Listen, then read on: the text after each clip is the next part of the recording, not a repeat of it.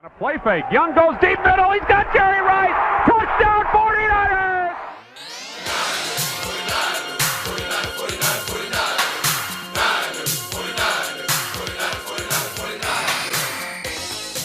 Welcome to another edition of the 49ers Family Podcast, where three generations of 49ers fans break down the game each week and hear from Grandpa Mike as he shares personal experiences since he became a fan in 1949. My name is Josh. I'm here with my Grandpa Mike, and we are a 49ers family. All right, let's get started recapping the game against the Falcons. Grandpa, how you doing?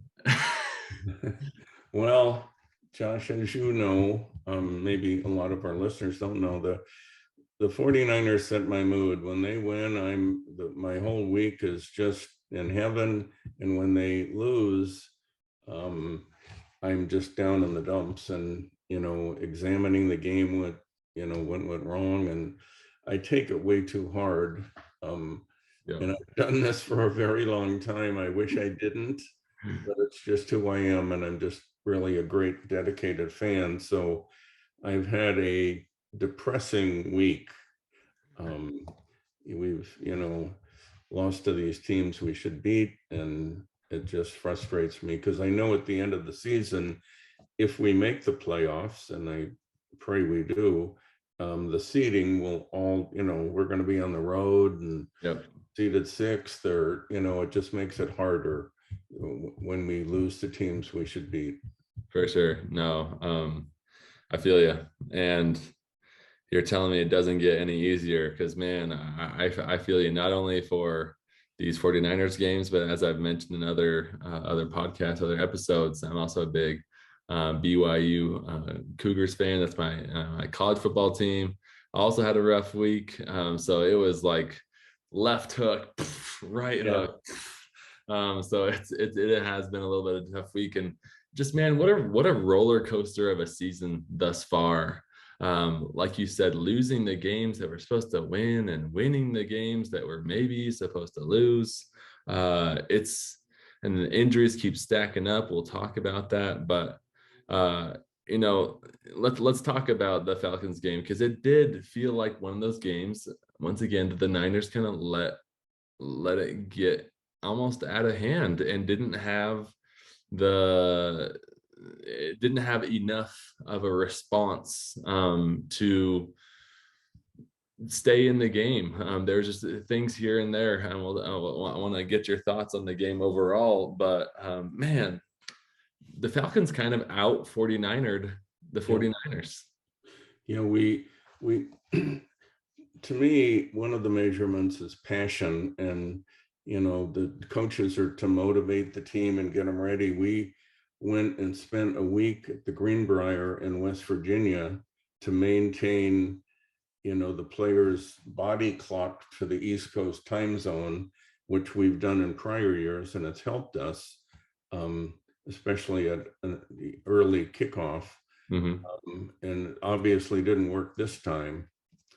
And then quickly, we've had this streak of nobody has scored a touchdown in the first half against us. And that streak went out the window on the first drive. And then Jeff Wilson fumbled. And before you knew it, we were down 14-0. And we just never had the passion all game. It's like they didn't come to play, and it's hard to believe, or hard to even say, but yeah, I think you hit it on it there. That's the word that came to mind for me, was belief. And I was kind of a victim of this as well, or a culprit, if you will. But as far as being a victim or of not believing, it did feel like, oh man, how are the Niners going to get out of this with the injuries that they have? And I don't know if the players themselves got that in their head, but yes, we were missing, what was it, Grandpa, like 9 starters? At the end of the game, we were missing 9 starters, 7 on defense. Like I think that really did get in their head, and there was a lack of belief that we could get back in the game and win. It was almost Atlanta is a physical team, and they're a running team, which running teams are physical, but so they were punching us and we weren't punching back. So, Yep. in the start of the game, we had, down 7-0, then 14-0, and the offense needed to step up. And with the injuries on defense, the offense really needed to be there. And, we didn't score in the final 37 minutes. We had 3 turnovers and we only had 50 yards rushing. I mean, it was just a disaster. The whole game, there was kind of like no hope other than when we came back and tied it at 14. I thought, okay, here we go. And Right. then Atlanta jumped back ahead, and I just didn't feel like we were in the game at all. Yeah. There was that one glimmer of hope, as you mentioned, 14-14, the Falcons get the ball. We were going to get the ball after the half. And it was like, okay, if we can get a stop here, this could be huge. 3rd and 13. I think it was Dre Greenlaw had a free pass, pretty much just a straight line to Marcus Mariota. He scrambles out of it, ends up running for the first down. That was a huge play. Kyle Shanahan actually himself said that was a backbreaker. Because it really did feel like, okay, like we're getting into a rhythm on offense. The defense is starting to also kind of help us with the momentum of turning this game around. And then 3rd and 13, boom, and then they went boop, boop, boop, scored. Yikes. Marcus Mariota was Offensive Player of the Week. I mean, QB rating of 144. That's only 9 points shorter than a perfect QB rating. He played great. 13 for 14. When they threw the ball, he was incredibly efficient. And then they ran the ball 40 freaking times. They're a running team and they're very physical and they run on everybody and they control the line of scrimmage. Yeah. But I always try to find a positive, looking at the bright side. And if there is one, or one of the things I thought of this week in my depression is, if you look back to the Final Four, and this, Josh, is not the Final Four of the NCAA March Madness, but the Final Four in the NFC last year, it was the Rams and Green Bay and the Niners and Tampa. Yep. And all 4 of those teams are 3-3 right now, and none of them are in first place. So that's my positive. I've kind of been hanging on that. Right. Yeah, we're still technically atop of the division. Even at 3-3, we had a tiebreaker with Seattle and the Rams, both of which we have beat. So we have the tie. Better division record, so we would get that. Yeah. But no, you're right. It was a stinker of a game. Let's talk a little bit about the injuries. I hate talking about the injuries. But once again, we see multiple guys go down during the game. I don't know if it's, and maybe we need to talk about this. I don't know if it's a curse or if it's something like organizational, whether it's the strength and conditioning or what we're doing. But even I felt like every single time a tackle was made, I was just holding my breath. All right, who's going to come up limping this time?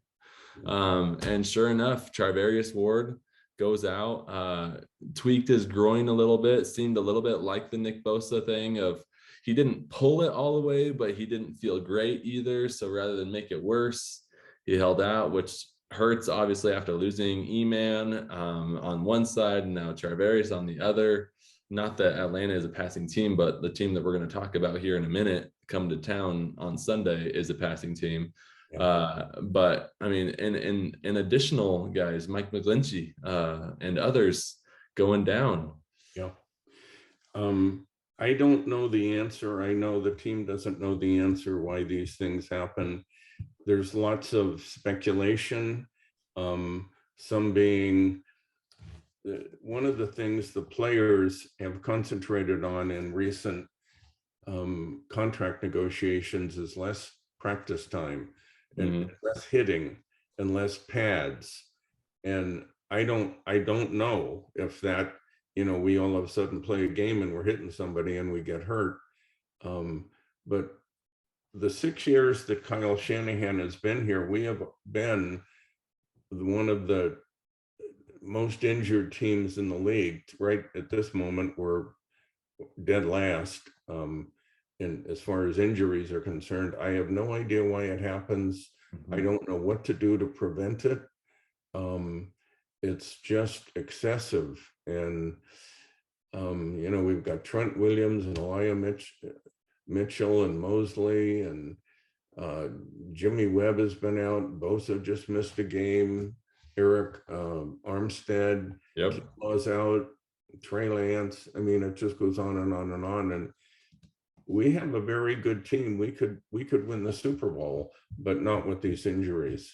No. Yeah. So mentioning that, I had actually never heard of this, but Dr. Matt Provencher of Fox, I don't know how he's aligned with them, but essentially has created a banged up score, which quantifies how injuries affect the overall team position and player performance on a scale of 0 to 100.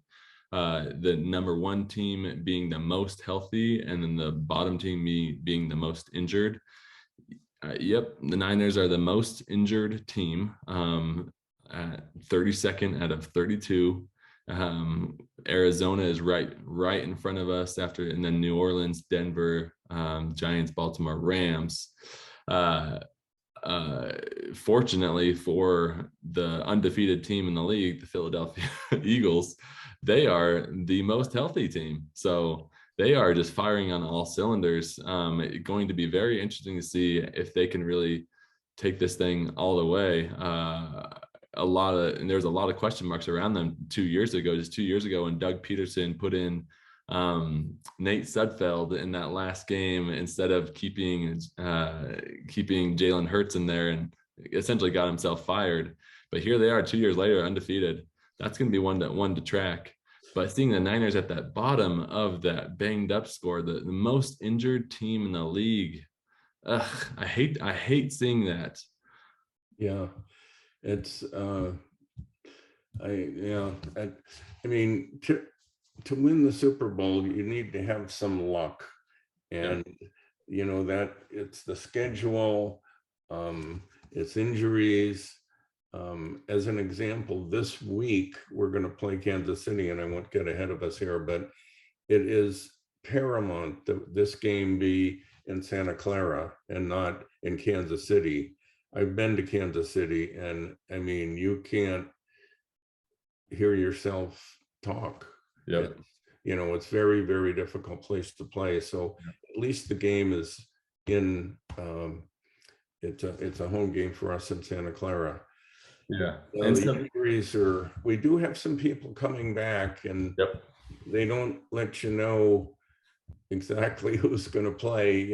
Shanahan keeps it close to the vest, but Trent Williams is practicing, Bosa is practicing, so that's encouraging. The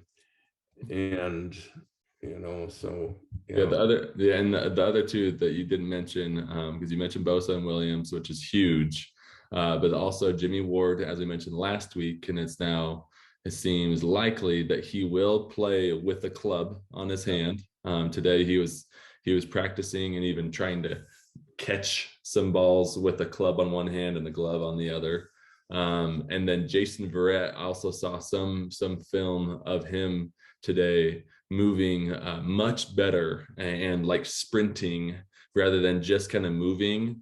As we mentioned before, he's in his 3-week practice window, and the Niners have to make a decision. Are they going to activate him or not? I believe they will. We'll see if he's back for this game. But so there are, as unfortunate as there have been some injuries, good things are coming. Also, Charvarius Ward, his groin injury seems to be more day to day. We'll see if they hold him out like they held Bosa out for this last week. And then Hufanga is in the concussion protocol. I'm not sure if he's ruled out for this week or not. He got cleared apparently twice on game day, but then on Monday he showed up to the facility essentially with some symptoms. Not sure that they didn't go into much detail, but pretty banged up. We just got to get to that bye week though, Grandpa. Right. And that's, so we have two very difficult games ahead of us, the Kansas City Chiefs, and then we go to LA. I'm going to go to that game on the 30th. And then we have our bye week. So Mitchell is supposed to come back after the bye week, and hopefully we start getting people back and not, injured. Yeah, I mean, Kinlaw, he has to miss 4 weeks since he's on IR. We'll see if he'll be back at any point in the season. I'm very disappointed in that, though. I know we were going back and forth on our group text. I mean, the guy is a specimen, but his dang knees, he can't take the wear and tear of a season. He's, when football players refer to another football player as being huge, yeah, and that's what the Niners talk about Kinlaw. He is huge, and he's just been hurt. Ever since we drafted him out of South Carolina. So yeah, and then I again try and think of a positive, and there was, there's always an example. So years and years ago, we drafted this guy, Jesse Sapolo. He was a center, and he out of Hawaii. And the first 3 years, he was hurt all the time, and you just wanted to give up on him. You go, this guy can't play. He's always hurt. Well, once he got through that, and Steph Curry with his ankles, and I mean, so anyway, Jesse Sapolo won a bunch of Super Bowls, and he was a great center. So maybe Kinlaw will follow in those footsteps. Hopefully he will. I know the Niners have talked to Washington about their defensive tackle, Daron Payne. And he was a #1 pick the year we drafted Mike McGlinchey. We drafted McGlinchey #9, and Washington drafted Payne #13. So anyway, his contract's coming up, and so there's some speculation he could be moved. And I know the Niners are interested. How far they'll go, I don't know. Yep. Yeah, let's talk about that before we get into the Chiefs. We are, with all the injuries and then the upcoming trade deadline of November 1st, which is really less than 2 weeks out. There's a lot of buzz around the league of what's going to happen, who's on the trade block versus, what are people's needs, what are they willing to give up, who are Super Bowl contenders, who are not. As you mentioned, a lot of teams are 3-3. So I think there's going to be a lot of buyers this year of looking for those pieces. It would seem, from what we have heard, and even Robbie Anderson just being traded to the Cardinals for a 6th and 7th round pick, the Panthers might be in selling mode, which means Christian McCaffrey is on the trade block. They're open to trading him. I mean, they just fired their coach. They're going to have to rebuild. They've got quarterback issues with Baker Mayfield and Darnold, and I mean, they played their 4th string guy last week. They play the Rams this week. Anyway, McCaffrey would not come cheap. No. The Niners have talked to Carolina about him, as have the Rams and the Buffalo Bills that I'm aware of. And he's got, he renegotiated his contract this year, and this year he's only making $1.12 million, the minimum basically. But next year, McCaffrey is going to make $11.8 million. So they're backloaded his contract. And I would love to have him. I mean, he's a Roger Craig, he's a great runner. He's a great receiver. He blocks. I mean, He's and he's a Stanford guy. He went to he's local. from the Bay. Well, not and then it goes a little deeper. Not that Carolina cares about this, but the Shanahans. So Christian McCaffrey's father is this guy Ed McCaffrey, who was a wide receiver for Denver when Mike Shanahan was the coach there for like 16 years. And Kyle, Ed McCaffrey actually babysat Kyle at one point. Wow. So there is this McCaffrey Shanahan connection. And again, Carolina doesn't care about that, but they know, the character of the family and on and on and on. So it just would be expensive to trade for him. And, we don't have a number 1 pick this year.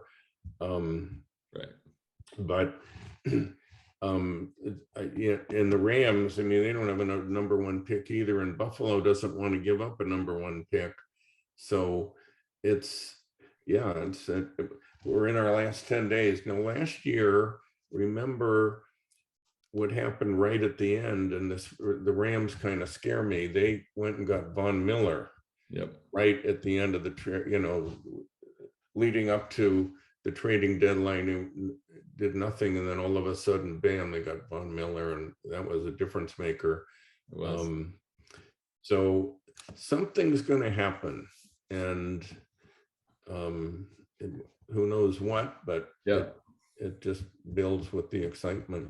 Yep. So looking back at the last 5 seasons, the Niners you tend to follow the tendencies of John Lynch. What have they done? Last year, they went and got Charles Omenihu from the Texans. 2020 got Jordan Willis right before the deadline, who ended up being our Green Bay playoff win hero. Right. 2019 got Emmanuel Sanders from the Broncos. And then 2017, that's how we got Jimmy G, was a mid-year trade from the Patriots for a 2nd-round pick. So it's about one guy on average, about one player a year that John Lynch likes to go out and get. So what position do you think that will be? Well, you like McCaffrey, except that we have Mitchell coming back. Yep. And he's cheap. So it's, in the Kinlaw thing, I think might drive this. And that's why I'm paying attention to this Daryl Payne from Washington, if there's anything to that. But Kinlaw's out. At least 4 weeks and probably more. Yeah. So, and Eric Armstead is out. Another factor was that as far as like PFF grades from the Falcons game, our 3 lowest graded players are D tackles. They got eaten up. Yeah. So that's Atlanta in the run game. Their coach is Arthur Smith, and he just is going to ram it down your throat. He's saying, "Stomp, go ahead and stomp me." Fred Warner did not have a good game. He admit to that. So, anyway, on we go. And we have a monumental task ahead of us. We sure do.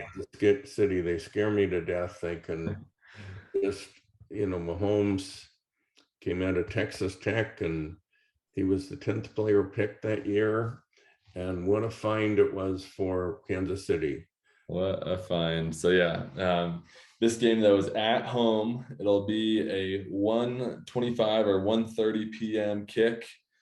Beautiful weather forecasted. Weather should not be an issue. Way better weather than that Seattle game and of course the monsoon and others. Kansas City right now is favored by 2.5 points. The over/under is at 48.5.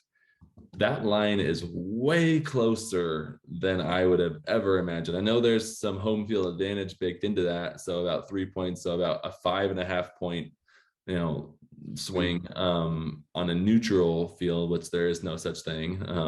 But reactions to that line, Grandpa, what do you think? Do you think we're that close? I thought after we lost to Atlanta, then my mind starts to shift to the next opponent, Kansas City. I thought we'd be at least a 7-point underdog. Same. A touchdown.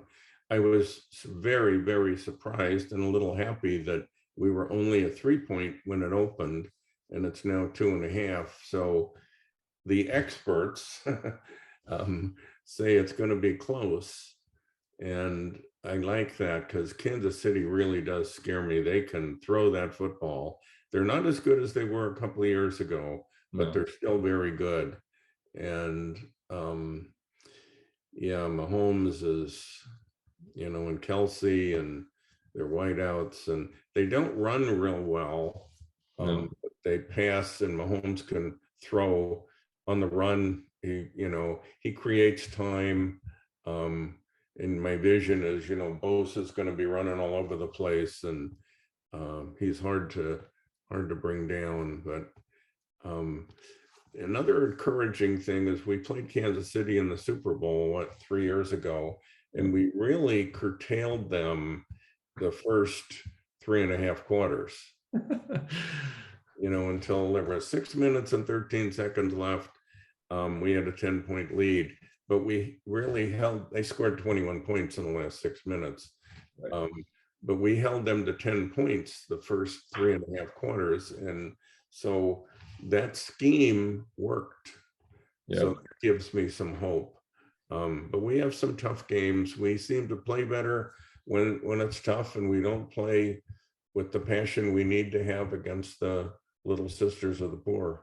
Right. It is crazy. Something that I'm really interested in seeing how it kind of develops the rest of this week. Once again, we record these on Wednesday evenings, is the whole idea of, will Trent Williams be back? If he's back, at what level will he be? Because the monster on the other side is Chris Jones, who's having a heck of a year. Aaron Donald, like just a disruptor on the defense, and he finds the weak points and he causes havoc. No doubt the Niners are going to try to game plan against him like they do against Aaron Donald.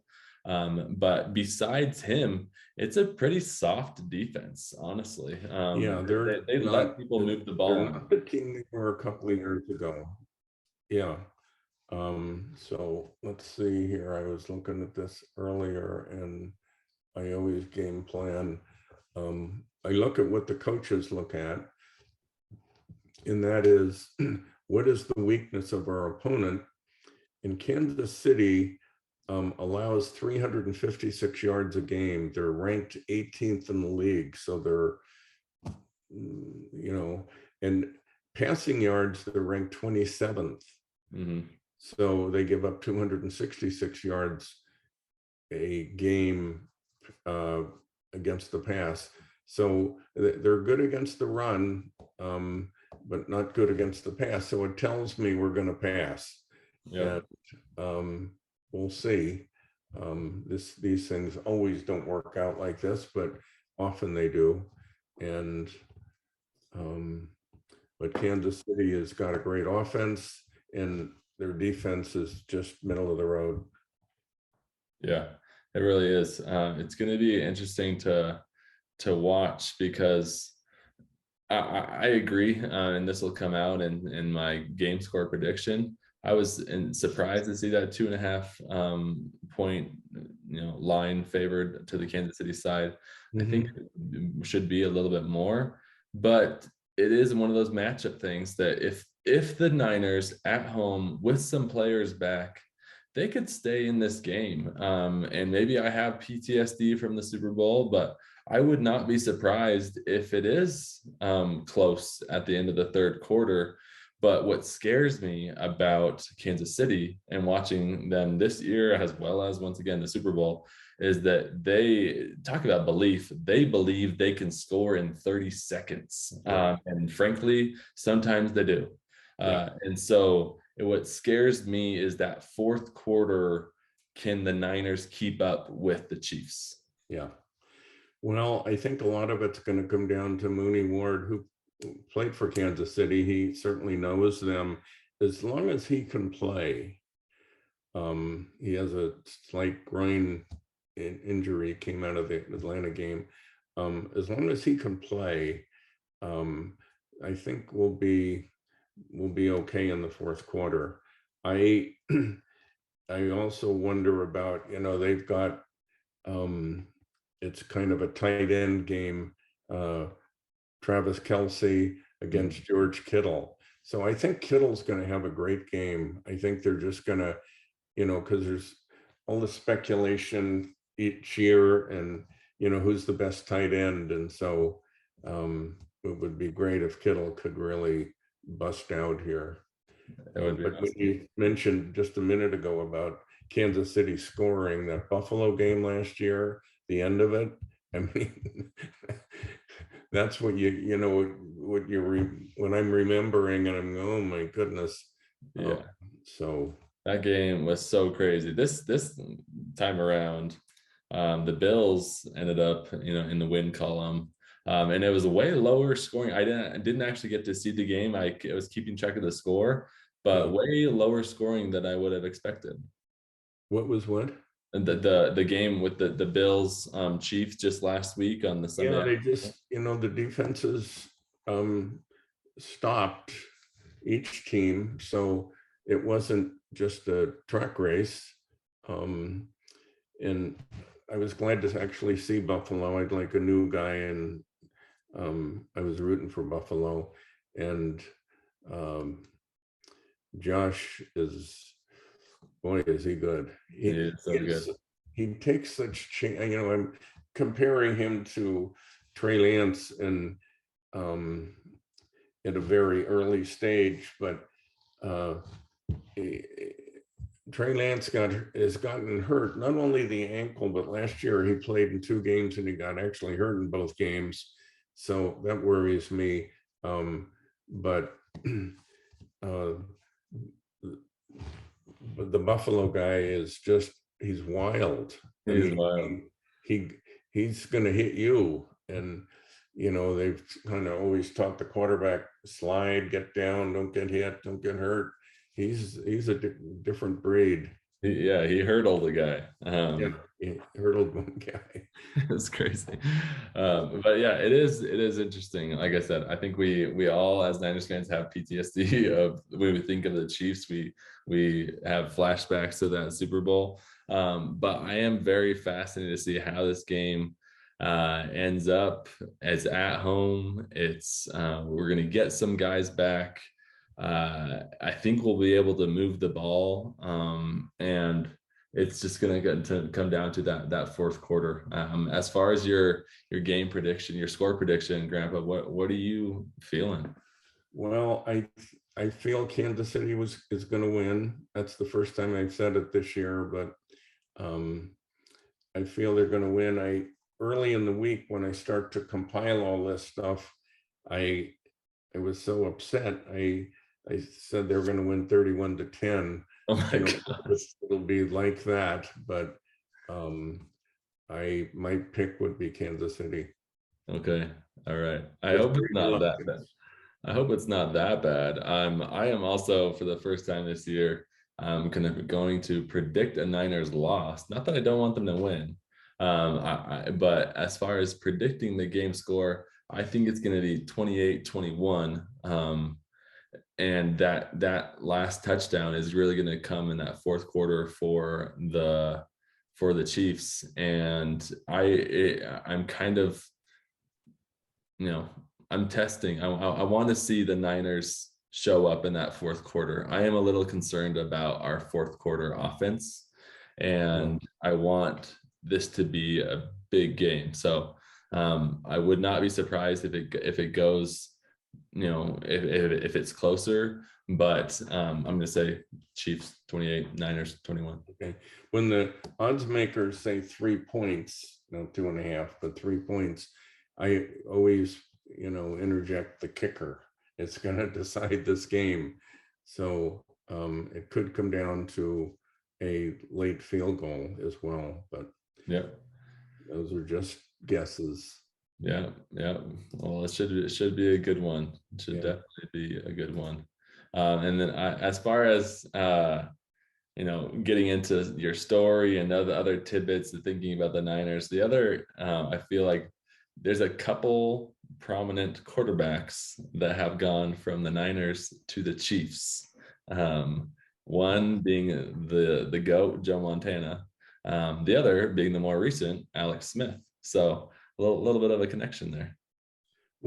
For whatever reason, and I don't know that there is a reason, it's just over the years, going way back to the early 80s, we have traded 7 quarterbacks over the years to the Chiefs. Wow. Yeah. And Bob Gagliano, Wes will remember him, Steve DeBerg, who was Montana's setup man when Montana first started. He didn't play a lot the first couple of years. And Bill Walsh had Steve DeBerg drive the team down to like the 20, and then he put in Montana to have them score. He wanted, yeah. So anyway, Steve DeBerg was traded to Kansas City in '88. And then Steve Bono was one of our backups, a really good backup. He was traded to Kansas City. Steve Stenstrom, Elvis Gerbach was traded in '97 to Kansas City, and he started many games for us. I remember one year we were going to Dallas, and this is when it was hot and heavy with Dallas, and all of a sudden it was Steve Young couldn't play, and you didn't know this till the day of the game, and we're going to play Elvis Gerbach in Dallas, and he won. Wow. And then Alex Smith. So there's been 7 quarterbacks that the Niners have traded to Kansas City over the years. It's just one of those things, I guess. Yeah. Interesting. That is interesting. I mean, as far as the Chiefs organization, I actually am a fan of the organization itself. I think they're well run. I like that they're crazy fans, very dedicated fans, very rowdy stadium. And they got a good squad. I think they drafted well this last year and have a great coach in Andy Reid. I still think that the Eagles were idiots for letting him go, even though there's a time for everything. But he has really made a name for himself. That the Eagles was not the end of his act. That really this act 2 with the Chiefs has been even greater, and they are still Super Bowl contenders and should be for some time. Yeah, Andy Reid is a great coach from BYU. From BYU, yeah. Players love him. They did great with the Eagles and now with the Chiefs. Yeah.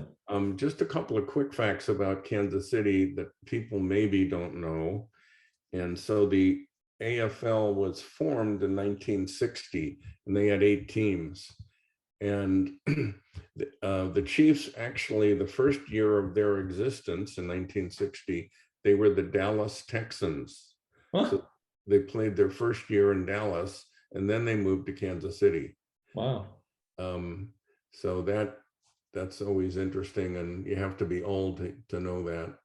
And then one other note that the first couple of years of the Super Bowl, and that started in '66.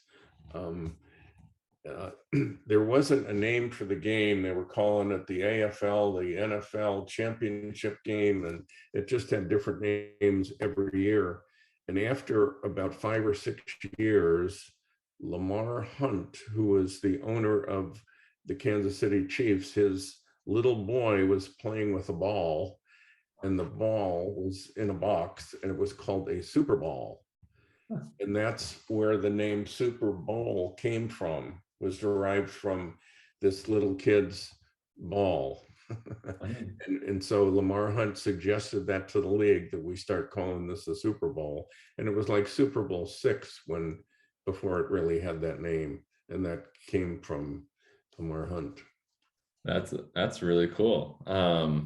Well, and that's a good transition. So as everybody should know by now, we end these episodes with a story from Grandpa Mike of, something from his past experiences being a Niner fan since 1949. But Grandpa, you were telling me that you met Lamar Hunt. Tell us about that. I did. So I've had the good fortune to go to the Pro Football Hall of Fame in Canton, Ohio 4 times. And one of my visits, you're just in awe with all these great players and reading their history and looking at their busts, and that I was just in one of the rooms looking at the bus, and I don't even remember whose it was, but I looked next to me and there's this gentleman who I recognized right away as Lamar Hunt. And so I just said, hello, Mr. I was surprised. So I just said, Mr. Hunt. And so we talked for 15 or 20 minutes. And quite candidly, I don't remember now what we even talked about. It was just generic and how, beautiful this Hall of Fame is and the history and all these great players and on and on and on. But I did meet him. He was a very nice man. And he was just like anybody else, going to whatever, just standing next to a guy talking to him. And he happened to be the owner of the Kansas City Chiefs. That's awesome. I love to hear that. I love to hear when the owners are fans of the game, that it's more than just a business.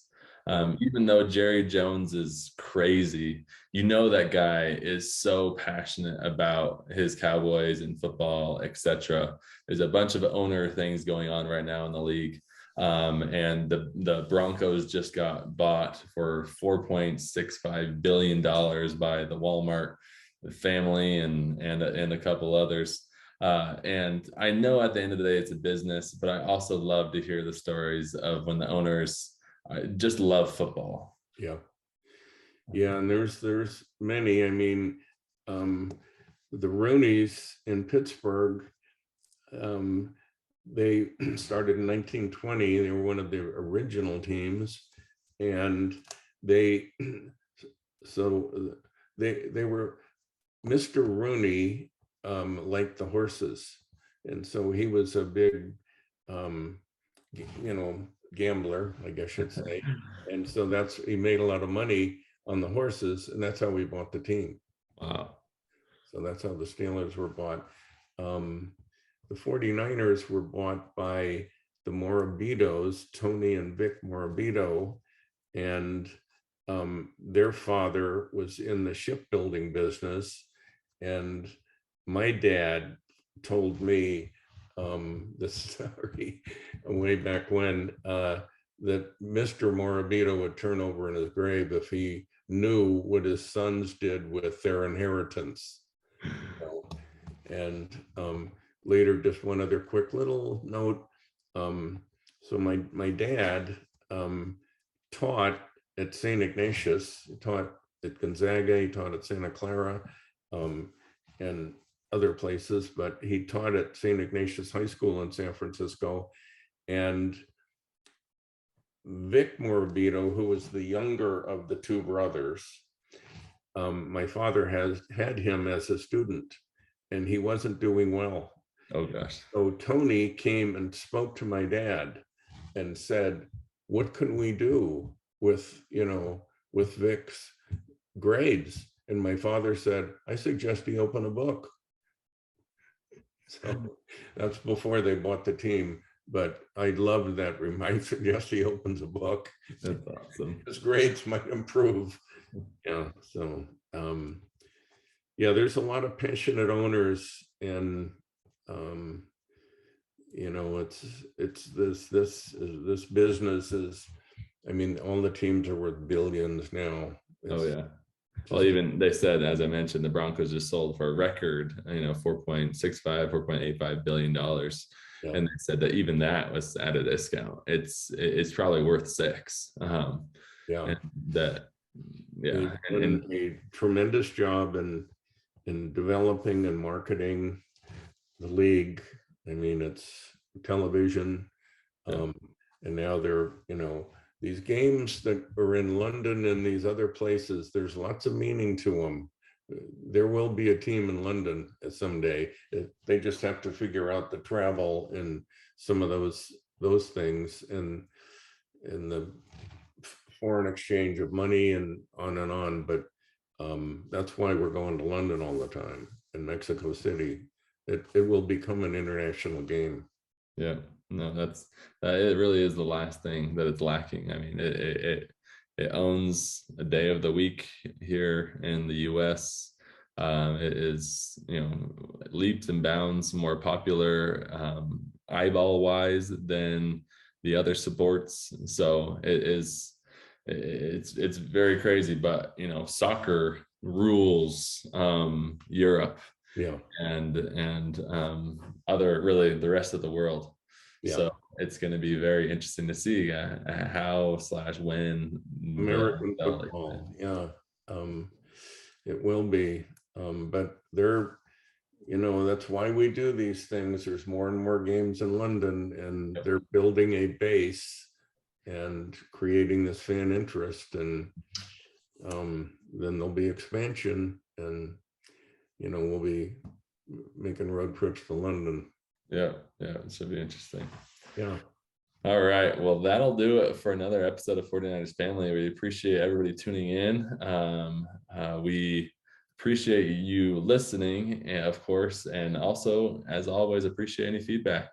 49ers Family Podcast at gmail.com. Would love to hear from you. Thanks to everybody for listening, and we will see you next time. Go Niners. Go Niners.